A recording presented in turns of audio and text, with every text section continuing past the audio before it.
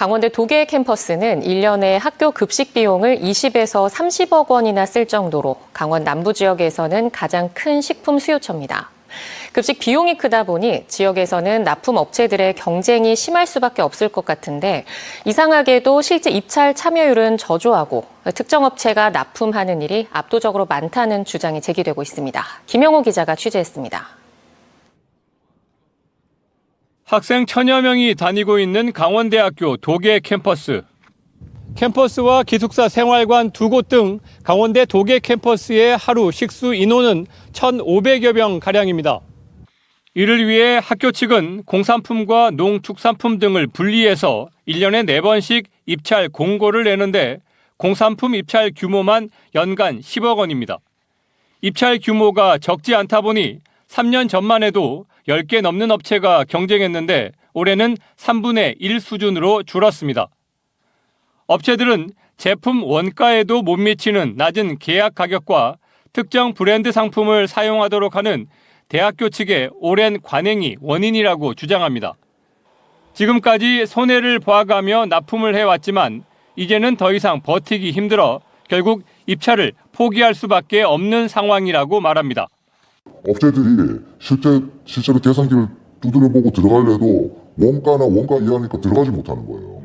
특히나 또 특정 브랜드가 많으니까 법이 나니까 못 가는 물건들이 많으니까. 실제로 올해 3월과 4월 공산품 입찰 견적서를 보면 제품별로 브랜드 이름이 명확히 적혀 있는 걸 볼 수 있습니다. 같은 대학인 삼척 캠퍼스 내역서에는 특정 브랜드 표기 비율이 10% 정도에 불과한데 도계 캠퍼스는 유독 2~3배가량 높은 겁니다.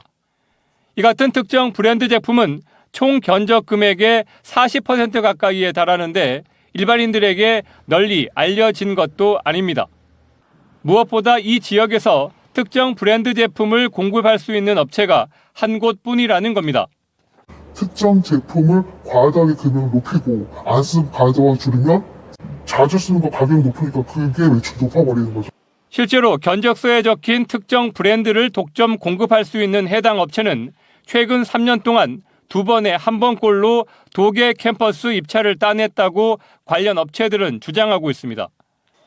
입찰 참여 업체들이 문제를 제기해 이달부터 공급 제품의 브랜드 이름을 없앴지만 영양사들은 신규 업체에서 공급하는 물건들이 원하는 것이 아니라며 압박을 가하고 있습니다. 저희 인력 없다고 계속 말씀드렸는데 이런 식으로 하면은 품목 다 업체 인지 다 넣을 수밖에 없거든요. 첫 거래부터 이렇게 되면은 다시 예전으로 돌아갈 수밖에 없어요. 납품업체들은 도계 캠퍼스 대학교 측이 일반 학교에 준하는 입찰 규정을 적용해 줄 것을 바라고 있습니다. MBC 뉴스 김영호입니다.